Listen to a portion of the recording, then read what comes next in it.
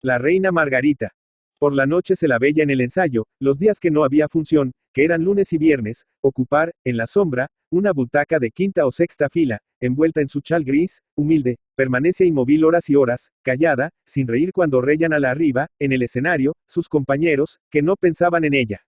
Las noches de función solía ir a un palco de tercer piso, como escondiéndose, ocupando el menor espacio posible, y quieta, callada como siempre. No la divertía mirar al público, desconocido, indiferente, casi hostil. Para ella era lo mismo siempre, en todos los pueblos que iba recorriendo con la compañía, un enemigo distraído, que le hacía daño sin pensar en ella. No le miraba, demasiado tenía que verle de frente, frío, insensible, cuando la pobre tenía que salir a las tablas y cantar sin perder el compás, sin atragantarse, y hasta expresando con gestos y actitudes ciertas pasiones que no eran las suyas, penas que no eran las que la mortificaban.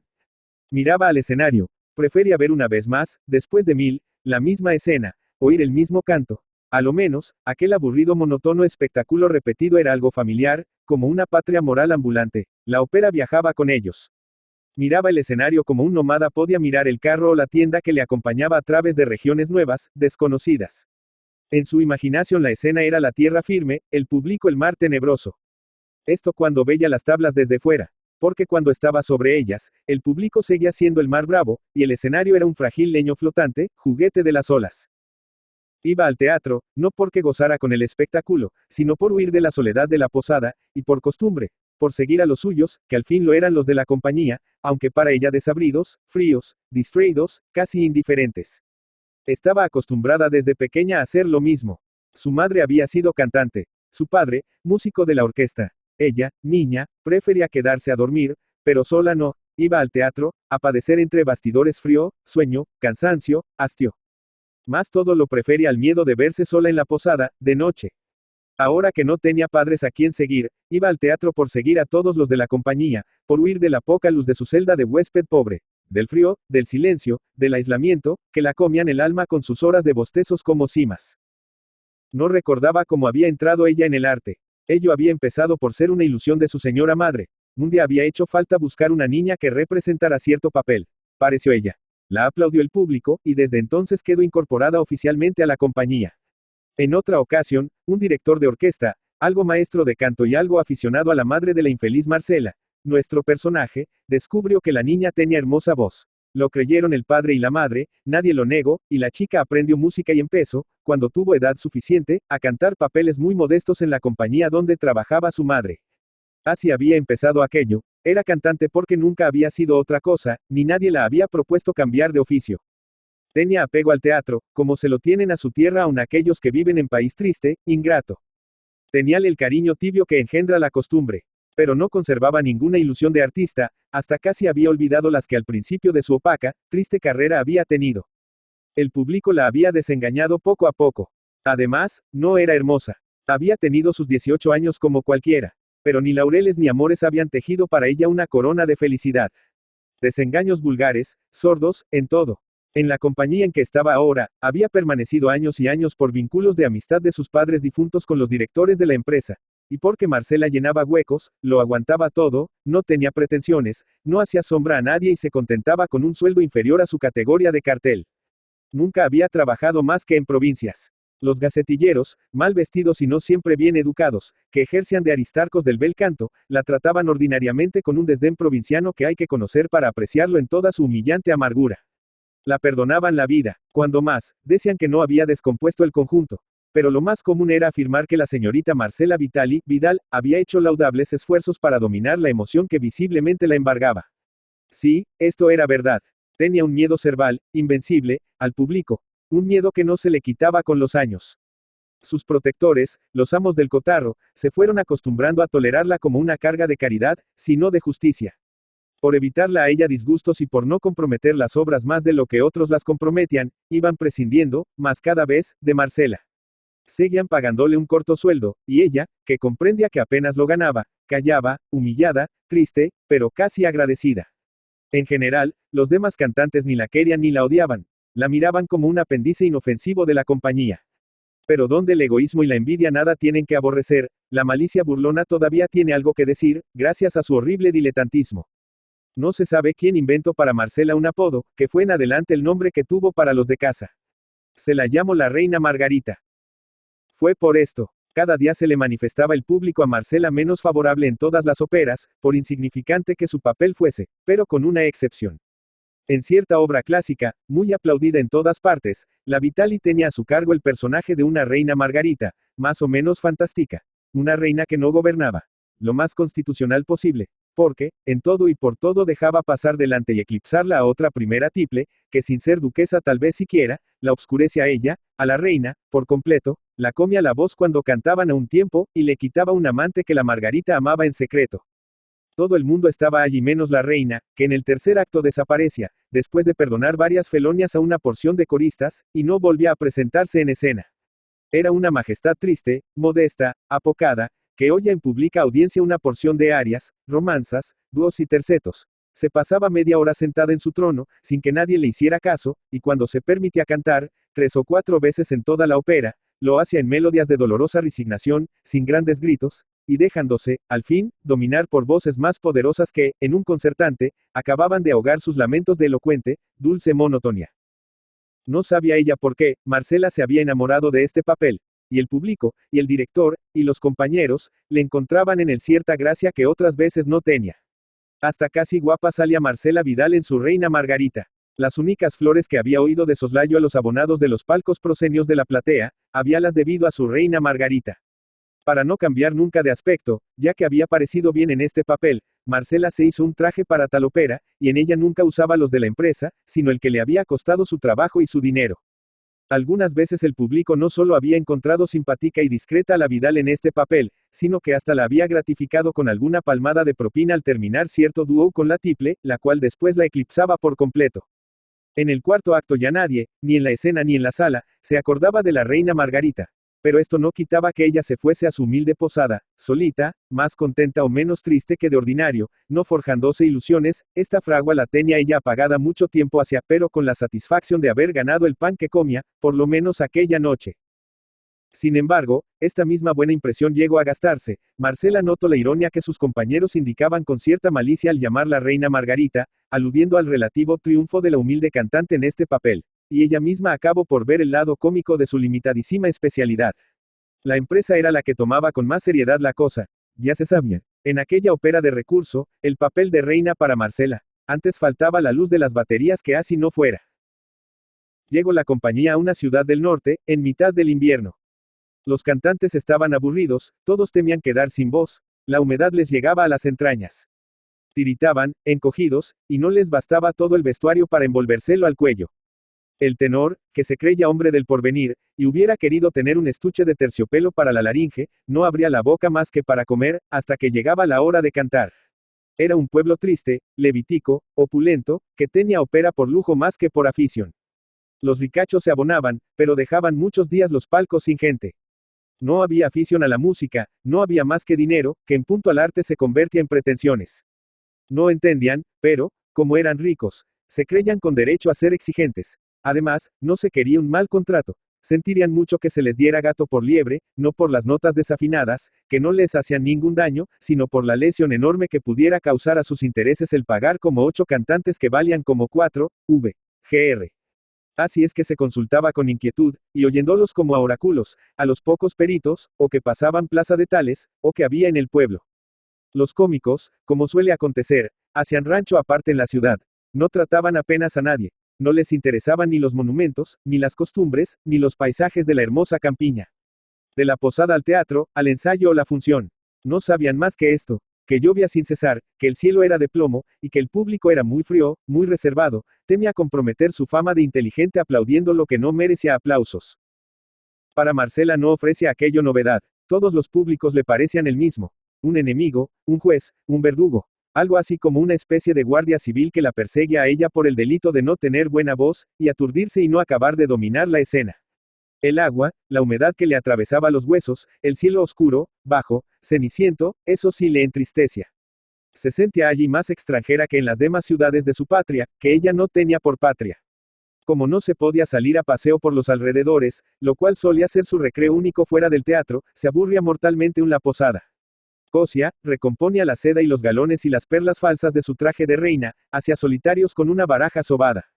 Y dormía mucho. Cantó 1, 2, 3 noches la reina Margarita. Por primera vez la citaron nominatim los gacetilleros severísimos. No tuvieron inconveniente en declarar que la señora Vitali había estado discreta en su modesto y simpático papel de reina, escuchando merecidas pruebas de simpatía en el dúo del segundo acto.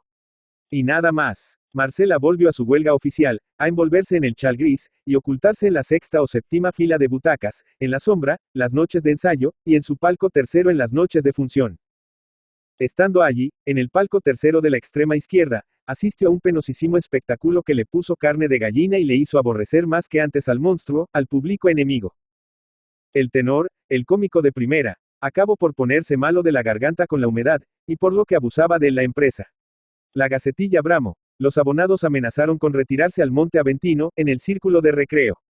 Echando la cuenta por los dedos, aquellos dignos comerciantes demostraban que con el catarro pertinaz del tenor se les defraudaba en tantas pesetas con tantos céntimos. Estas son puras matemáticas, decían ellos enseñando los dientes a la empresa. La cual cogía el cielo con las manos, y no sabía qué hacer. Como llovido del cielo, que la empresa cogía, cayó en el pueblo, no se sabe de dónde, un tenor procedente de la capilla de cierta insigne catedral. Sabía más música que el otro, aprovechaba su poca, pero bien timbrada voz, con mayor maestría, y en fin, daba mucho más gusto World cantar a él que al tenorcito de las pretensiones y los escrúpulos. Declaró el recién venido que la partitura que mejor dominaba era el Fausto. Ropa no la tenía, pero sabía el papel, sin tropezar, de cabo a rabo. Se le arregló como se pudo la ropa, de otros Faustos mejores mozos, que había en el teatro, empolvada y con algunos surcidos. Candonga, pues el nuevo tenor se llamaba Candonga, no se sabe por qué, pues ni era candonguero ni amigo de candonguear. Candonga se resistió a confirmarse en italiano y a llamarse Cantonghini, como le propuso la empresa. Y Scherzo, llámese usted Scherzo, que es una especie de traducción de Candonga, le dijeron. Pero nada. Él era dócil, pacato, más en este punto no cedía. No quería renegar del apellido de su padre. Y como el apuro era grande, la empresa se sometió, y en carteles se decía, Fausto, señor Candonga. Lo peor no era esto, sino que Candonga pisaba mal, apoyando primero con fuerza el calcañar, destrozaba enseguida los tacones, y parecía un animal raro con aquel modo de poner la planta.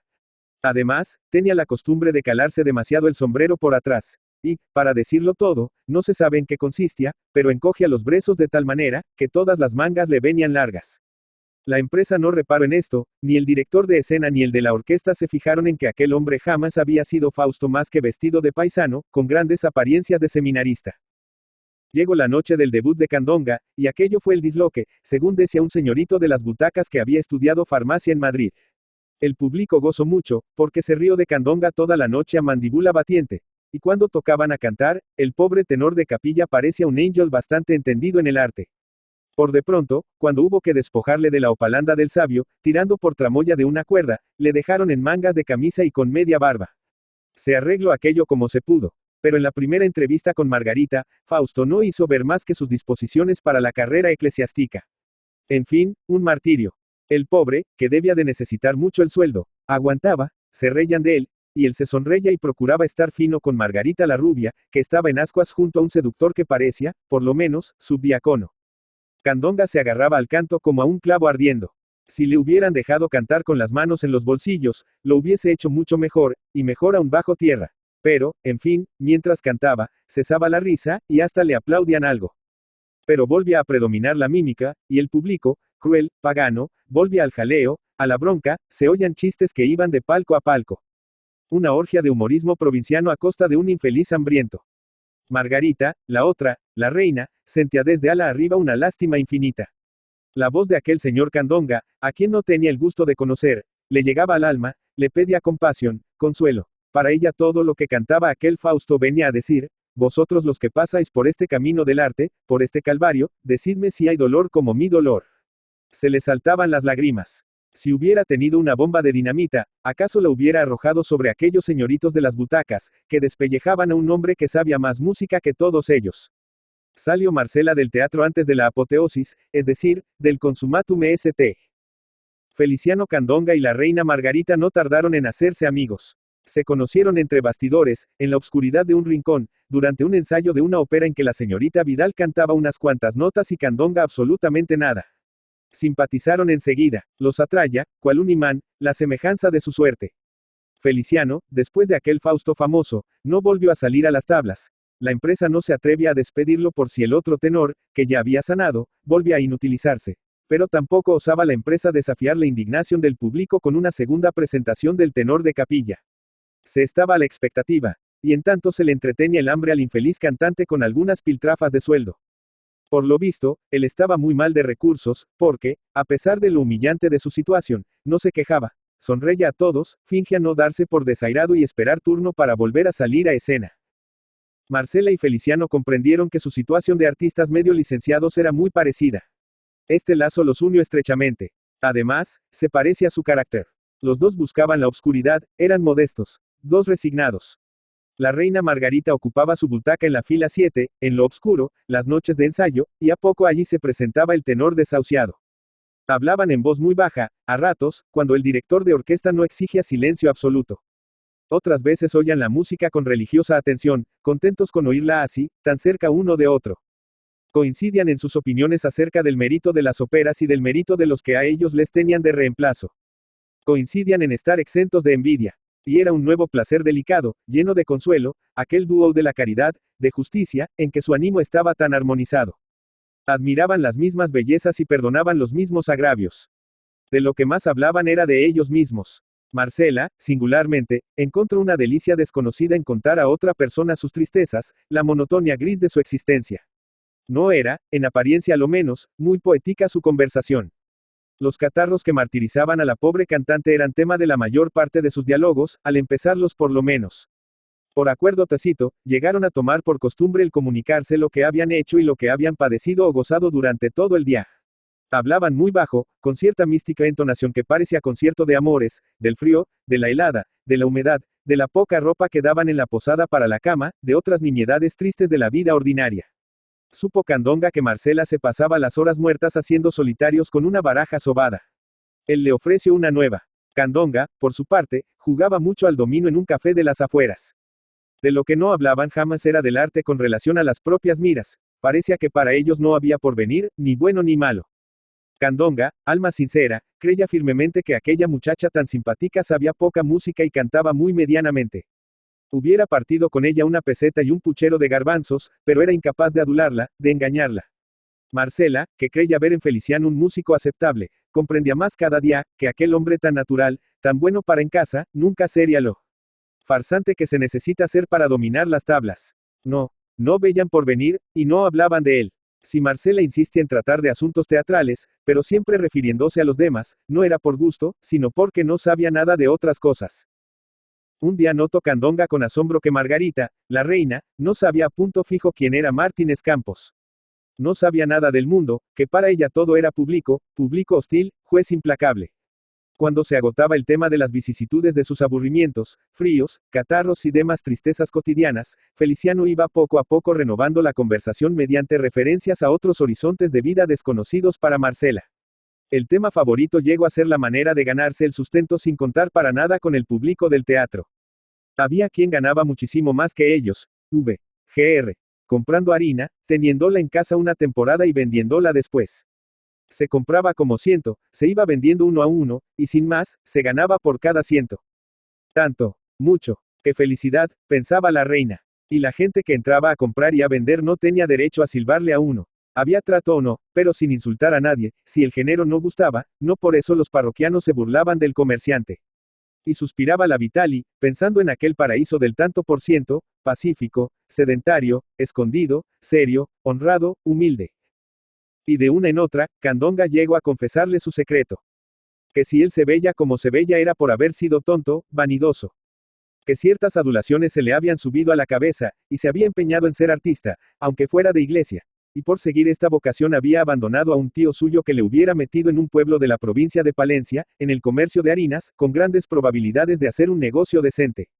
La reina Margarita, asombrada, aconsejó al tenor que escribiera al tío, que cantara la palinodia, y así lo hizo. Y cuando un mes más tarde la compañía levantaba sus tiendas y se iba con la música a otra parte, Feliciano, la última noche de función, en la obscuridad del antepalco, le hacía saber a la reina Margarita que Fausto rompía su pacto con el diablo del arte, y se marchaba a Grijota, donde le esperaban los sacos fructíferos de su tío Romualdo.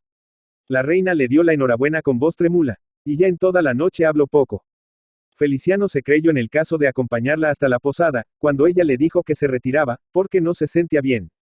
Por la calle, obscura, húmeda, triste, no hablaron tampoco apenas. Al llegar al portal de la pobre vivienda donde tanto se había aburrido Marcela, se detuvieron, cortados los dos, mudos. No sabían cómo despedirse. ¿Y usted? Dijo por fin Fausto. Yo, mañana en el tren de las 7 sale la reina Margarita, en tercera. 8 horas de viaje, y por la noche en Z. Función. La reina Margarita se presentara al respetable público. Y procurara no descomponer el conjunto. Y entonces Fausto Candonga, que dejaba el teatro principalmente por no saber adorar a Margarita, la plebeya, como era debido, en la escena de la ventana. Fausto Candonga, como pudo, tartamudeando, ofreció a la reina su blanca mano, y su blanca harina, y los sacos del tío Romualdo. Y todo lo que él podía valer en Grijota. En fin, se declaró, metiéndose en harina. Y la dicha de aquella luna de miel que ofrecía, se cifraba en la ganancia legítima, segura, lejos de las baterías del escenario, lejos del público, de las lentejuelas y de las imponentes figuras de los violoncelos y de la tiránica batuta del director de orquesta. Algunos años después se celebraba en Grijota la proclamación del diputado provincial don Romualdo Candonga, y hubo gaudeamus, fuegos artificiales y su poquito de teatro.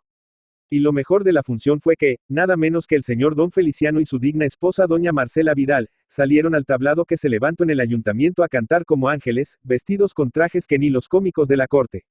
Había que ver al rico mercader de harinas y a su señora la hacendosa doña Marcela, cada cual por su lado, y sucesivamente, hacer las delicias de sus convecinos, con unos gorgoritos y unos suspirillos cantados que daban gloria. Candonga pisaba de tacón, como siempre, y el traje de Fausto que le había hecho su mujer, lo bestia como lo hubiera vestido uno de aquellos quintales de harina de flor que tenía en su casa. Pero cantar era un prodigio. Y cantaba solo, sin Margarita que le estorbéis. Y después salió la reina Margarita con el traje de su propiedad, que había conservado. Y rayo a gran altura, sin que la eclipsara nadie. Al día siguiente, los músicos del pueblo sostenían que era una lástima, que el feliz matrimonio no se lanzara de nuevo a la vida artística, pues tenía seguros los aplausos, las contratas, etcétera, etcétera. ¡Qué horror!, se decían Marcela y Feliciano, mirándose y sonriéndose. Si todo el público fuera como el de Grijota. Amigos y parientes. Y por si alguna chispa de tentación les quedaba en el alma, en el fondo, Candonga vistió con su traje de Fausto un armatoste de cañas que tenía en Alhuerta para espantar los gorriones. Y cuando llegó Domingo el Gordo, el primer día de carnaval, llamó la atención de Grijota, en el baile de las Maritornes, una máscara que luce un traje de seda, oro y pedrería. Era Sinforosa, la ilustre fregona de los Candonga, a quien su ama, doña Marcela, había disfrazado con el traje que un día fuera su única ilusión de artista, el traje de corte de la reina Margarita. Leopoldo Alas, Clarín. Leopoldo García, Alas y Ureña, Clarín, Zamora, 25 de abril de 1852, Oviedo, 13 de junio de 1901, fue un escritor español. En marzo de 1875, Antonio Sánchez Pérez, no se conoce su biografía, fundó un periódico con el nombre de El Solfeo. El 5 de julio entraron en su redacción unos cuantos jóvenes, entre ellos Leopoldo Alas. El periódico pasó totalmente desapercibido y ni siquiera fue nombrado por los cronistas de la época. Su director quiso que sus colaboradores tomaran como seudónimo el nombre de un instrumento musical y así fue como Leopoldo eligió el Clarín, que a partir de ahí sería el alias con que firmaría todos sus artículos. La columna donde escribía tenía el título de Azotacalles de Madrid, apuntes en la pared. El 2 de octubre de 1875, el escritor firmó por primera vez como Clarín, inaugurando el espacio con el verso que el lector puede ver a continuación. De esta forma Leopoldo Alas entró en la vida literaria de la época y desde su columna empezó a lanzar duras críticas llenas de ironía contra la clase política de la Restauración. Durante los ratos libres que le dejara la cátedra de la universidad, Clarín escribía artículos para los periódicos El Globo, La Ilustración y Madrid Cómico. Envía a los periódicos del Imparcial y Madrid Cómico sus paliques, satíricos y mordaces que le proporcionaran algunos enemigos adicionales. En 1881 se publicó el libro Solos de Clarín, que recogió los artículos de crítica literaria. El prólogo es de Echegaray. Ese mismo año, en el mes de octubre publicó en la Ilustración gallega y asturiana el artículo, La Universidad de Oviedo, en el que hace un elogio al claustro restaurado y formado por los profesores Builla, Aramburu y Díaz Ordóñez, entre otros. A los 31 años de edad escribe Clarín su obra maestra La Regenta. En junio de 1885 salió a la calle el segundo volumen de esta composición del arte literario. En 1886 se edita su primer libro de cuentos con el título de Pipa. En 1889 termina un ensayo biográfico sobre Galdós, dentro de una serie titulada Celebridades Españolas Contemporáneas. A finales de junio de 1891, el editor Fernando Fe saca a la luz la segunda novela larga de Clarín, Su único hijo. En 1892 Clarín pasa por una crisis de personalidad y religiosa en que, según sus palabras, trata de encontrar a su yo y a Dios. Poco después dejó reflejar dicha crisis en su cuento Cambio de Luz, cuyo protagonista Jorge Arial representa al autor y sus preocupaciones, sus dudas religiosas y su escepticismo filosófico. Clarín define a este personaje como místico vergonzante. En esta época también colabora con la revista Los Madriles.